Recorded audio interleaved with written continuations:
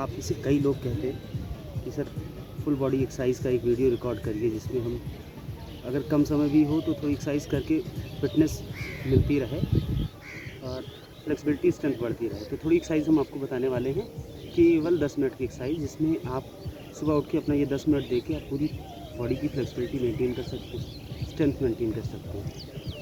तो ज़रूरी ये है कि हम सबसे पहले स्ट्रेचिंग करें और जॉइंट्स लूज़ करें। जॉइंट लूज़ में 8-10 बार इस तरह से क्लॉकवाइज एंटी क्लॉकवाइज करिए और 8-10 बार पैर सामने करके अपने पैर के पंजे रोटेट करके अपने पैर के पंजे रोटेट, फिर वापस आइए। तो इसी जगह से कैट पोज चलिए। कैट पोज हमारी थोड़ी नीचे की एक्सरसाइज है। इसमें हमेशा सांस छोड़ के चिन नीचे लाते हैं और वेस्ट उठाते हैं, और जब भी हमें ऊपर देखना होता है तो इनहेल करते वेस्ट नीचे आ जाता है। ये हमें कई बार रिपीट करना है ऐसे, एटलीस्ट 10-12 बार, 15 बार, जितना हो सके। हाँ, इसके बाद call rabbit pose, because shoulder खींचे, बिकॉज वेस्ट खींचे। जब भी आप इनहेल करें अपवर्ड फेसिंग और चिन थोड़ा सा ऊपर कर स्टे करें ना, एक्सेल करते हुए पीछे की तरफ। ऐसा हम 8 से 10 बार इसलिए कर सकते हैं कि स्पाइन खींचे कई बार ऐसा। नेक्स्ट एक्सरसाइज है जॉइंट्स लूज में, स्ट्रेचिंग में, कि हम एक पैर आगे रखें और इसे खूब अच्छे से पल्सिंग करें। अब ये अभी तक हम क्या कर रहे थे, अपने कंधों की, अपनी कमर की एक्सरसाइज कर रहे थे। अब अपने हिप जॉइंट्स पे आ गए, हिप जॉइंट्स हैमस्ट्रिंग पे आ गए, तो कभी लेफ़्ट साइड तो कभी राइट साइड, ऐसा मूव किया जा सकता है। फिर जब ये कर लें, ये सब जॉइंट्स एक्सरसाइज और लूज़ वाली एक्सरसाइज है। फिर नेक्स्ट एक्सरसाइज की तरफ हम चलने वाले हैं, जिसको हम अर्धचंद्रासन या फिर उष्ट्रासन कहेंगे। अर्धचंद्रासन में हाथ कमर पे दें, आप बहुत पीछे हाथ नहीं रख पाते हैं, लेकिन उष्ट्रासन में हाथ को हील पे रखना है। हील पे रख के सांस लीजिए 10-12 सेकंड तक, अपनी बेस आगे लाइए और गर्दन को ढीला छोड़ के रुकिए। कुछ सेकंड ये कर लें तो इसका काउंटर पोज शशांक आसन करें, मीन्स रैबिट पोज। ऐसा हम लोग 2 बार कर सकते हैं उष्ट्रासन को। उष्ट्रासन के फ़ायदे कौन कौन से हैं, ये सारी चीज़ें हम अगले वीडियो में, आपको जो भी वीडियो बनाएंगे उसमें हम आपको बताएंगे। फिर उष्ट्रासन के बाद एक काउंटर पोज जो सबसे इम्पॉर्टेंट है, एक्सेल करके बेली बटन पे हाथ रखा और एक्सेल किया, नीचे आ गए। ऐसा हम कुछ सेकंड रुक सकते हैं। जब वापस आएँ इसे रिपीट ज़रूर करें।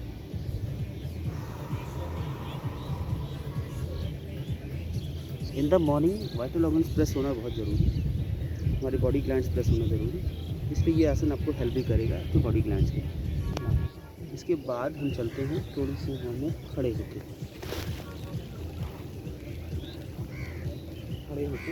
जैसे कि बताया कि स्ट्रेचिंग है, कभी लेफ़्ट जाइए, इनहेल करिए, कभी राइट जाइए। ऐसा 8-10 बार हम इनहेल करते हुए कर सकते हैं। इनहेल एक साइड, एक्सेल दूसरी तरफ, और इसे कई बार रिपीट कर सकते हैं। कभी ये गए, कभी जॉगिंग कर लिया।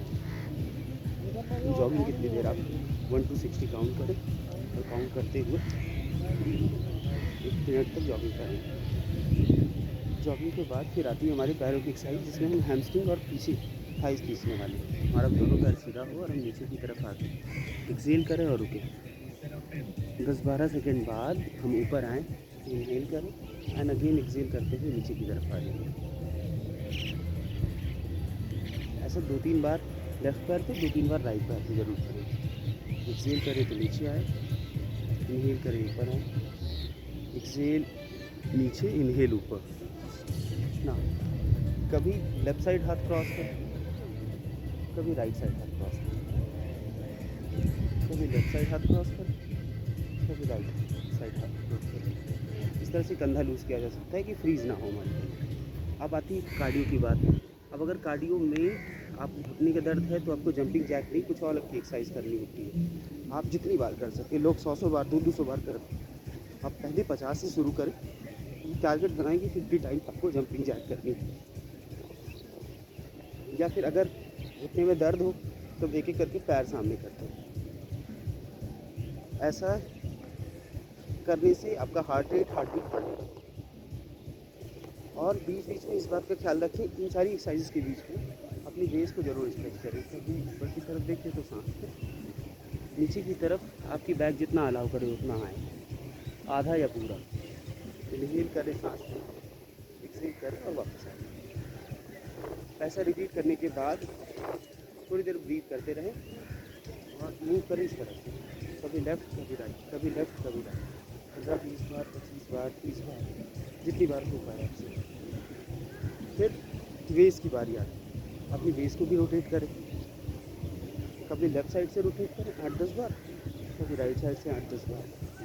अब जब आपकी बॉडी बिल्कुल लूज़ हो जाए, स्टिफनेस कम से कम हो, तब यहाँ से आप सूर्य नमस्कार के कुछ आसन कर सकते हैं, जैसे प्रणाम आसन से हस्तोत्थानासन, फिर पादहस्तासन, फिर अश्व संचालन आसन, फिर पर्वत आसन, फिर साष्टांग नमस्कार आसन, फिर भुजंगासन, पर्वत आसन, और दोबारा से रिपीट करते हुए साष्टांग आसन, पादहस्तासन, हस्तोत्थान आसन और प्रणाम आसन पे आसन। इतना 8-10 करने के बाद थोड़ी देर आप बैठ जाएं, और बैठने के बाद आपको थोड़ी देर रिलैक्स करना है। और आप चाहें तो लेट की भी एक्सरसाइज की जा सकती है। लेट की भी कुछ एक्सरसाइजेज होती है, जिसमें मरकट आसन, जिसमें पवन मुक्त आसन, सेतु बंधासन या भुजंगासन, धनुरासन, ये सारे आसन होते हैं। इनको भी लेट के किया जा सकता है। यहाँ व्यवस्था ठीक नहीं है, इसलिए हम इसको रिकॉर्ड नहीं कर रहे। फिर बात आती है अंतिम में प्राणायाम की। प्राणायाम कौन कौन से करने बहुत ज़रूरी होते हैं। देखिए, आपका बीपी अधिक है तो आपको एक्सरसाइज के तुरंत बाद कपालभाति नहीं जाना चाहिए कि आपका बीपी बढ़े, सूटअप हो और आप असहज महसूस करें, तो वो बिल्कुल नहीं करें। हाँ, एक्सरसाइज के तुरंत बाद अगर प्राणायाम स्टार्ट करना चाहते हैं तो आप अनुलोम विलोम स्टार्ट करें। आपने सांस लेना है लेफ्ट नॉस्ट्रल से, उसे राइट नॉस्ट्रल से छोड़ देना है। अब राइट से लेना है, लेफ्ट से छोड़ना है। ये अल्टरनेट ब्रीथ जो हम कर रहे हैं इसे अनुलोम विलोम कहते हैं, और कहा जाता है इसका अनुपात 4-2-4 का होना चाहिए, कि आपने 4 सेकंड में लिया, 2 सेकंड रोका और 4 सेकंड में छोड़ दिया। ऐसा करने से आपका बीपी कम होगा, आपका स्ट्रेस कम होगा, आप अलर्ट रहेंगे हर जगह पे। फिर कुछ सेकंड बाद आप कपालभाति कर सकते हैं, जब आप बिल्कुल रिलैक्स हो जाएं अनुलोम विलोम से। कपालभाति में बेसिकली हम एक्सेल करते हैं और थ्रो आउट करते हैं पूरी सांस को बाहर की तरफ।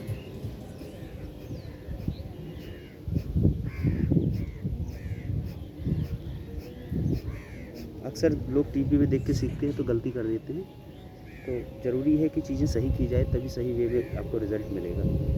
कपालभाति में हमेशा हम नाक से थ्रो आउट करते हैं, अपनी सांस को बाहर की तरफ फेंकते हैं। इससे क्या होता है कि हमारे लंग्स को प्रेशर पड़ता है, हमारा लीवर हेल्दी होता है, हमारी आंतें कोलन हेल्दी होती हैं।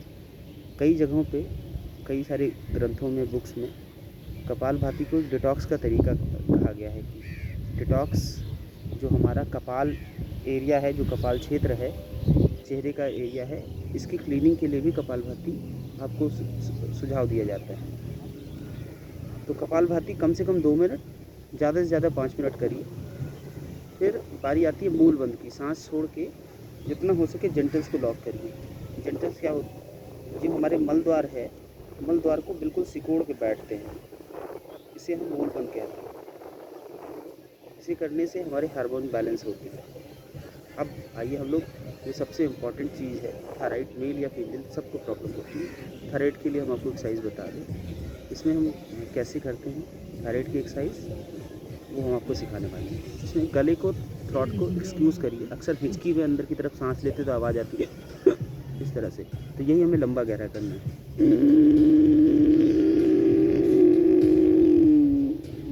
इस तरह से सांस लेके चिन को नीचे लाएं, थायराइड ग्लैंड को प्रेस करें, फिर रिलीज़ कर दें, एक्सेल करें। ऐसा कितनी बार किया जा सकता है? 3 बार से शुरुआत करके 10 बार तक इस प्राणायाम को कर सकते हैं। इट्स कॉल्ड उज्जाई प्राणायाम। अब हम नेक्स्ट आपको बताने वाले हैं भ्रामरी। हमारा ज़रूरी है कि ब्रेन वाइब्रेट हो। ब्रेन कैसे वाइब्रेट होगा? सारी उंगलियां आँखों पर रख के और अंगूठे से कान बंद करिए और भांवरे सी आवाज़ निकालिए।